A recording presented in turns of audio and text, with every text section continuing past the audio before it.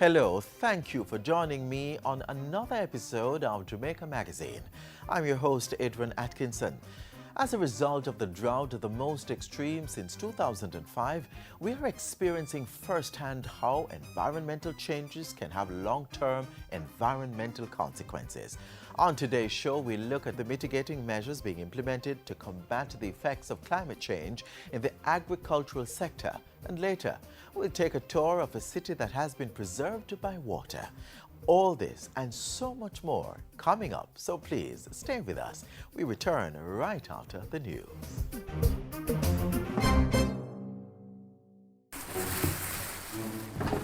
Want some water with drink, please?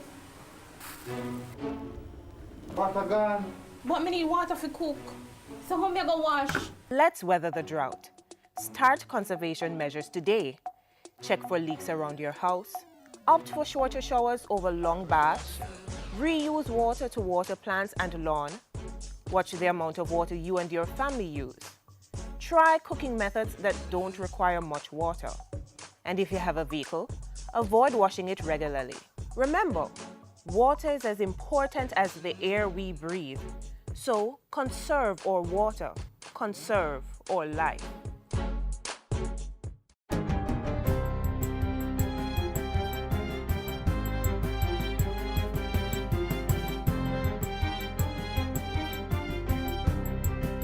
Good day, I'm Carrie Ann Smith, and this is your GIS News for Wednesday, August 20. Bus fares are to be increased for adults, students, and the elderly, effective this Sunday, August 24. Transport and Works Minister Dr. Umar Davies says the increase is necessary to maintain the service level of the Jamaica Urban Transit Company, JUTC. The fact is that the JUTC cannot continue on the track of seeking to run a first world service, but not contributing adequately to the revenues. The fares are inadequate and have been for years. Adult fares on JUTC buses will move from $100 to $120. Students and the disabled will pay $30, up from $20, and seniors aged 60 years and over will pay $60. Meanwhile, come September 1, those concessionary fares on JUTC buses can only be accessed with the use of a smarter card. We have increased the number of top-up locations. All our locations have been upgraded. Our customer service has improved. Our staff members are prepared to go the extra mile to ensure that you understand how to use your card. 33 Jamaican companies are to benefit from US $1 million in grant funding to boost their export potential. The allocation is part of $4.02 million provided by the Caribbean Export Development Agency under the EU-funded Direct Assistance Grant Scheme. Industry Minister Anthony Hilton says the monetary support will provide financial assistance to micro, small and medium enterprises as well as business organizations with the potential to export their products and services. The funding provided to beneficiaries under the scheme is often utilized to modernize equipment, upgrade facilities to meet international food and quality standards, enhance products and packaging, implement alternative energy systems, market and promote products and services, train staff, and develop collateral materials. Government remains optimistic that the information and communications technology sector will help to grow the Jamaican economy. The Barnett Tech Park in Montego Bay is an indication of the sector's huge potential. The facility, which is on track for completion in November and is expected to create thousands of new jobs. Jamaica Promotions and the Development Bank of Jamaica facilitated the $8.5 million investment project for the building of a 50,000 square feet facility. We have a lot of talented young people with all the skills needed to make Jamaica the call center, the ICT capital of the world, certainly in per capita terms. And we want to do that because the more young people we put to work, the more their families can be more secure. The Jamaica Fire Brigade has received a $3 million donation to help increase its capacity through training and other interventions. Petrojam Limited presented the funds to the brigade recently in continuation of its commitment to corporate responsibility. Today, Petrojam Limited is announcing our donation, just a small drop in the bucket, as I know it, of $3 million to Jamaica Fire Brigade to assist the Jamaica Fire Brigade in capacity building. $2 million will be used to fund further training for firefighters in the areas of automobile extrication, confined space rescue, and urban search and rescue. It will also fund some of the brigade's public education initiatives. As the new school year quickly approaches, the Education Minister is urging secondary school principals to ensure that teachers carefully assess students entering grade 7. He says doing this assessment will give the teachers a better understanding of the areas that need greater focus during the school year. Please make sure that you know the strengths and weaknesses of each student, and please make sure that as far as possible, you encourage your teachers to see to uplifting and remediation where this is clearly indicated. And finally, State Minister of Tourism and Entertainment Damian Crawford has renewed his call for the establishment of a dedicated trust from which Jamaicans can access money to fund their tertiary education. He was addressing a recent joint meeting of the Rotary Clubs of Trafalgar New Heights and Kingston East and Port Royal. The State Minister said the Tertiary Education Trust could be managed similar to the National Housing Trust, where persons make contributions and later apply for benefits. He said this would allow for a greater pool of funds, resulting in access to lower interest rates and longer terms of payment. When Michael Manley said housing trust, he said that housing was a necessity, still is, but education is now a necessity because there's no place for the uneducated in the future world. And that's it for GIS News today. I'm Carrie Ann Smith. Thanks for watching.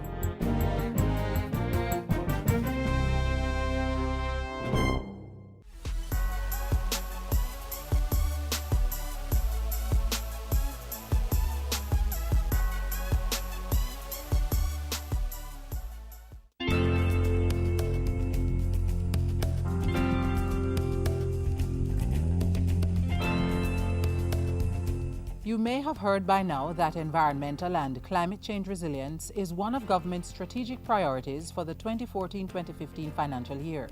This series has previously dealt with the major environmental programs, but government is also trying to achieve resilience in other ways, like ensuring certain critical infrastructure is in place to prevent or withstand environmental disasters.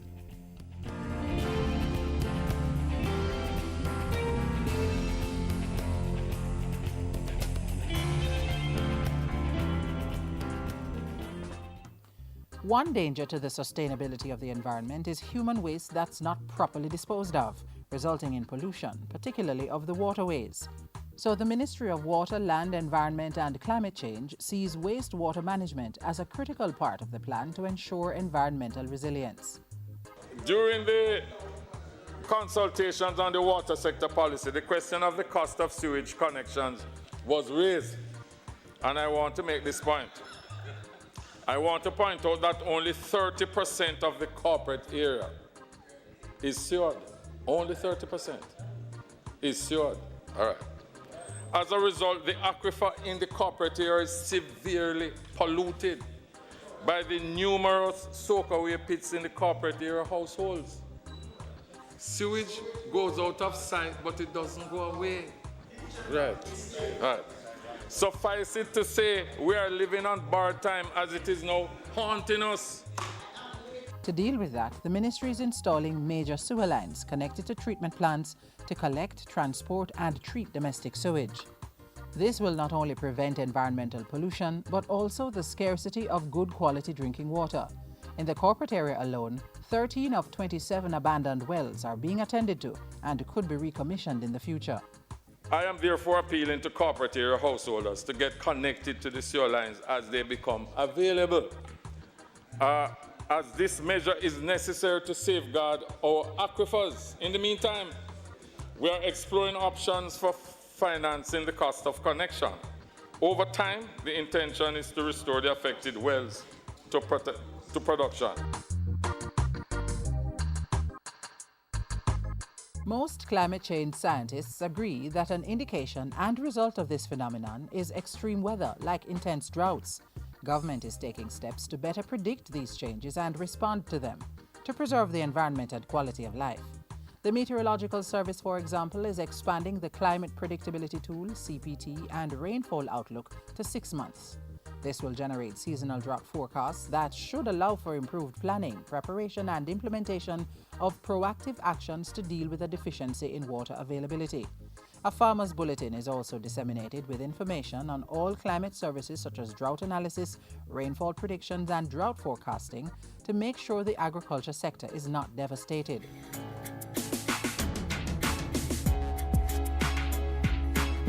In another response to the expected extreme droughts that come with climate change, the Water, Land, Environment and Climate Change Ministry has prepared a draft national rainwater harvesting policy. It requires all new and existing residential and commercial developments to factor rainwater harvesting systems in their plans. I firmly believe that this is the route we must take in order to ensure our water security, particularly in the face of climate change impacts, which will intensify drought conditions.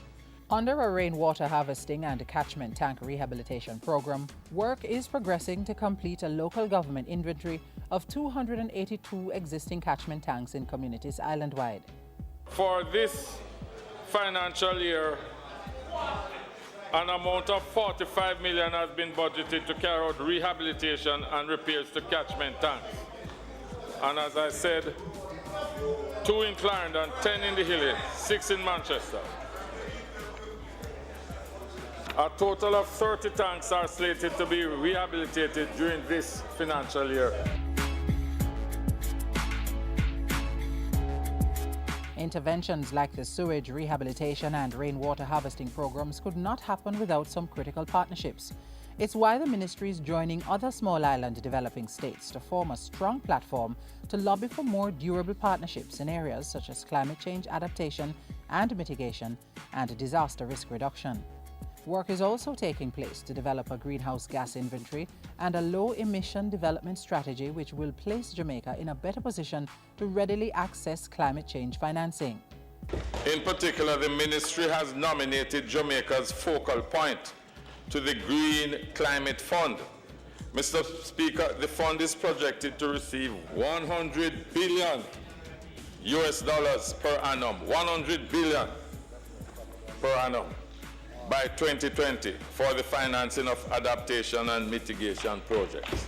My ministry received preliminary approval from the Global Environment Facility for a grant of $852,000 US and $90,000 US from the United Nations Development Program, UNDP, to facilitate the preparation of Jamaica's third national communication and the biennial update report to meet UNFCCC reporting requirements. In financial year 2014-2015, government is managing our resources, building environment and climate change resilience.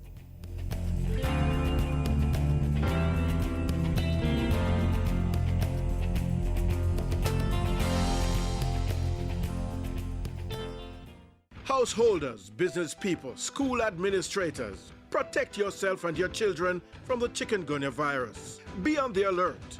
Help control the mosquito population. Chikungunya is a virus transmitted by the Aedes aegypti mosquito, which breeds in and around your home, workplace, and school. Destroy breeding sites. Empty old tires and all other containers where water can settle. Bore holes in old cans. Cover water drums and garbage cans. Wash flower pots and vases and clean pet dishes regularly. Protect yourself from mosquito bites. Cover your body as much as possible and use mosquito repellent containing DEET. And if you're experiencing symptoms of chikungunya, a sudden high fever, headache, rash, nausea, pain, stiffness, or severe joint pains, see your doctor or go to the nearest health center.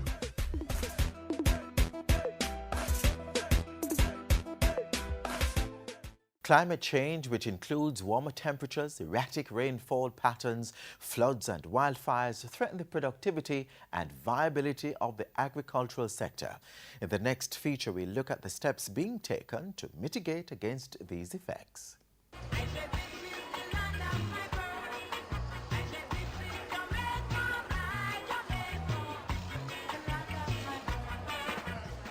You take care of Chris. Yeah. Hey, how you do? Good morning. What prices you have on these I'm things? How cabbage much for for the cabbage? $40. String And the bean are for string $80. We have nice cut And bunny the pepper. dasheen? Dasheen is for $80, and you can get a half one if you want it to. Yes, yes, fine. Do you know where your food comes from? Your dasheen, tomatoes, yams. Well, most of the foods that you purchase in this and other markets across Jamaica is grown by farmers. But you know, farming is no easy task. Ask any farmer. Today, we'll be visiting with some farmers in the Rio Mino watershed in the hills of Clarendon. And they will share with us some of the challenges that they experience while trying to put food on our tables. Come on, let's go. Tasha, see you next week.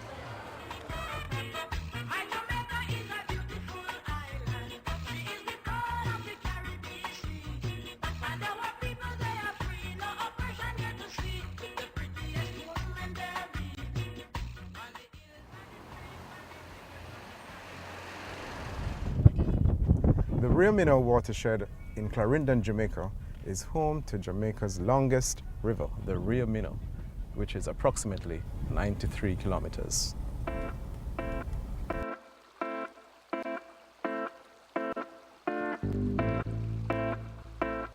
In the upper section of the watershed lives Farmer Blair, who along with many farmers make a living by growing a wide range of crops, including cabbage, callaloo, and peppers. However, farming in this area is not without its challenges. Farmers in the watershed have to confront the direct and indirect impacts of climate change. Rainfall is the only source of water supply for the farmers in this area. But based on climate projections, these farmers might be in for a rude awakening due to changes in the rainfall pattern and the increased frequency of drought. Take, for example, this pond, which is normally 20 feet deep. It has now been reduced to a mere 5 feet because of droughts. Warning, warning, warning! Climate change is happening. We got to do something, no doubt. To the world, we're calling out.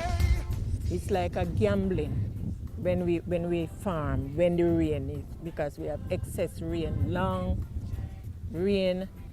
Whenever it's dry, we have long drought.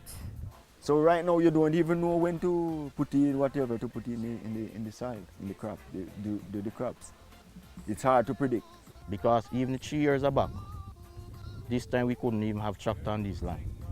Because we get, as you see, May step in, rain, rain, rain. May, June, you know, we always get a lot of rain.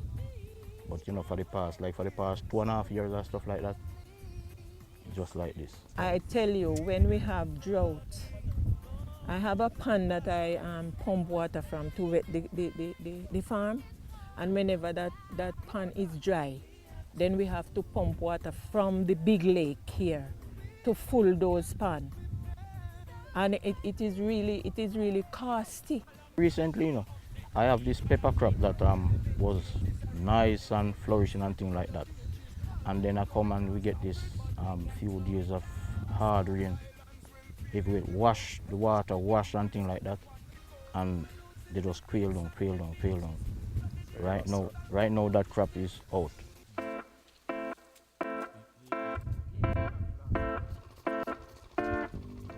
The experiences of farmers in the Rio Mino watershed are common to that of most farmers in Jamaica. This is because, like many other islands in the Caribbean, Jamaica is highly vulnerable to climate risks.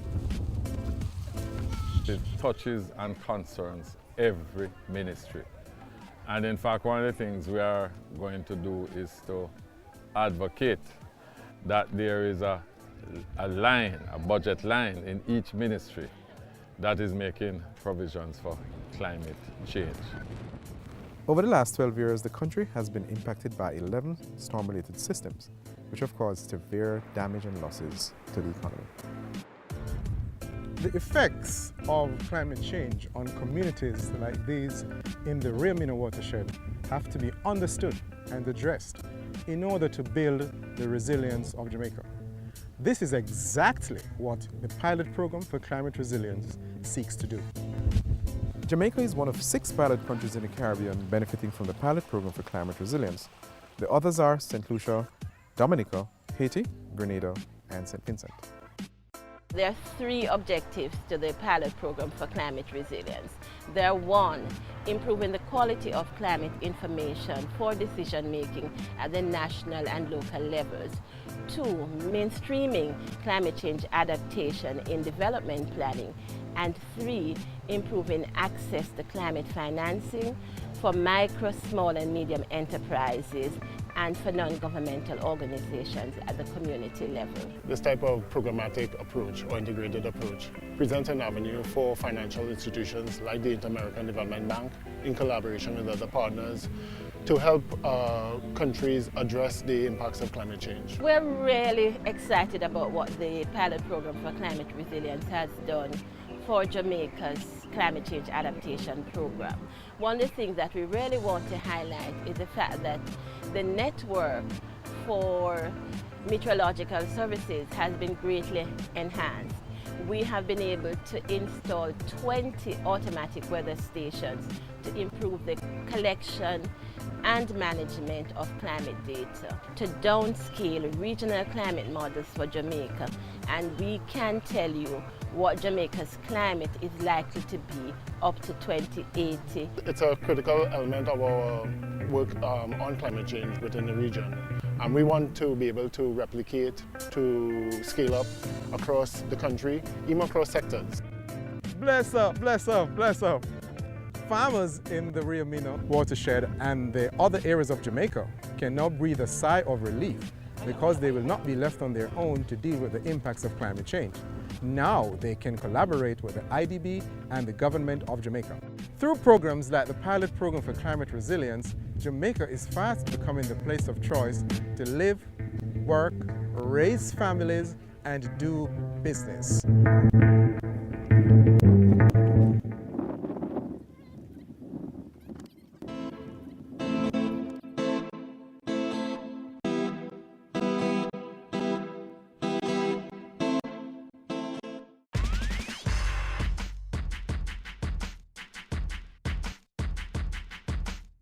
Environmental sustainability is about making responsible decisions that will reduce your business's negative impact on the environment. And there are a number of positives in doing so. It may reduce your expenses in the medium to long term. For example, making your business more energy efficient will save you a significant amount on energy costs and will help you to improve your profitability. Another point to note is the fact that environmentally sustainable businesses may have a competitive edge when it comes to attracting customers and investors. And so, for consumers, many are aware of social and environmental issues and keep themselves informed about which businesses are acting responsibly in the community. So, what's the bottom line? An organization that is concerned about the environment will reap huge rewards. And remember, in becoming environmentally sustainable, don't just think about reducing the amount of waste you produce or using less energy, but be proactive and develop novel processes that will ensure you are eco-friendly.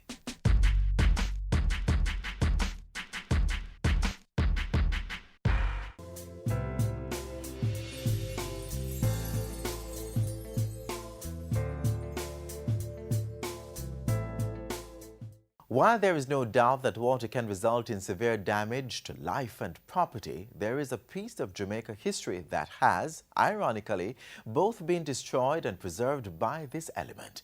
We now take a trip to Jamaica's underwater city.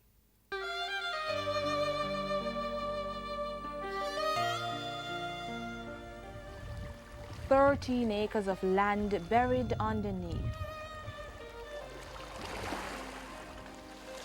The calming waves, it's believed, are hiding much of 17th century world history.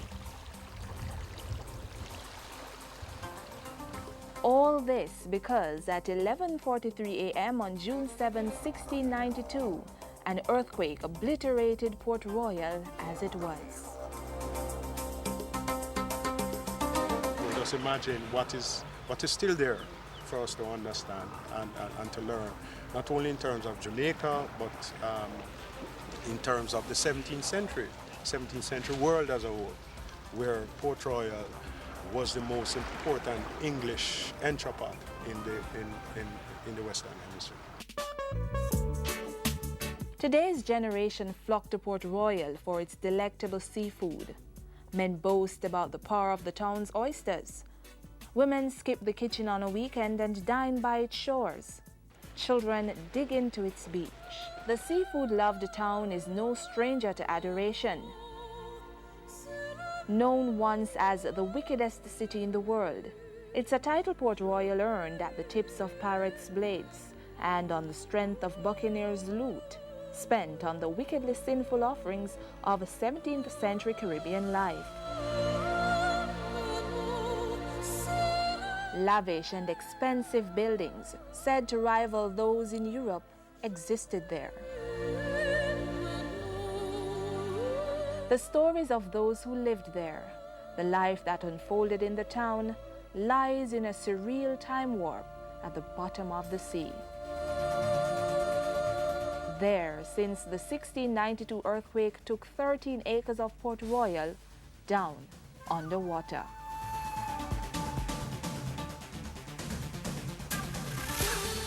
At least 3 of its forts, James, Carlisle, and Rupert, along with streets and important buildings, were swallowed by the waters. Many questions are left unanswered, and explorations by the Jamaica National Heritage Trust have tried to unravel the clues. What was clear to us from the archaeological investigations is that now we now know what exactly happened on the 7th of June, 1692. How we know? Because most of the buildings that sank underwater went down vertically. But a 10-year exploration has only touched 1% of the underwater city. Still, the JNHT is proud of its research, which has uncovered thousands of treasures and human remains. Some of the items recovered were shown to students during a recent exhibition hosted on World Wetlands Day at the Old Naval Hospital located there.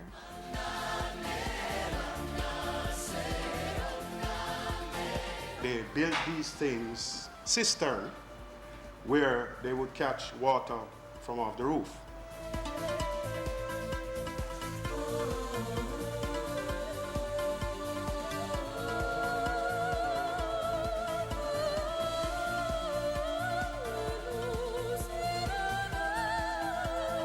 We were able to link the pewter and where they were making pewter in Port Royal to a man called Simon Bennett.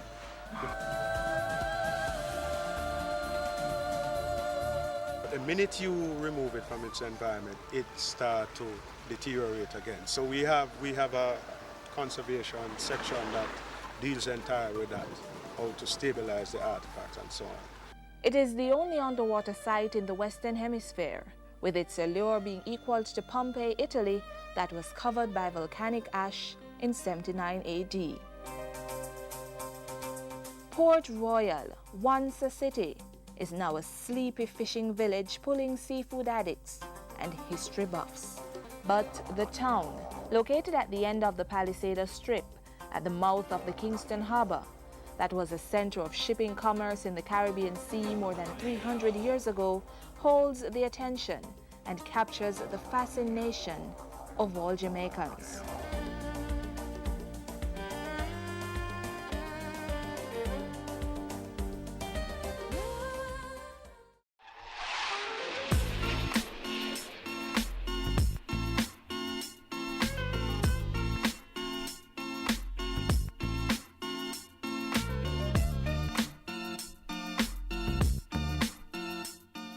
We've come to the end of another episode of Jamaica Magazine. Thank you for watching, but please stay in touch by visiting our Facebook and Twitter pages. This and other programs can also be viewed on our website or YouTube channel. On behalf of the dedicated production team here at the JIS, I'm Adrian Atkinson. Walk good. This has been a production of the Jamaica Information Service, the voice of Jamaica.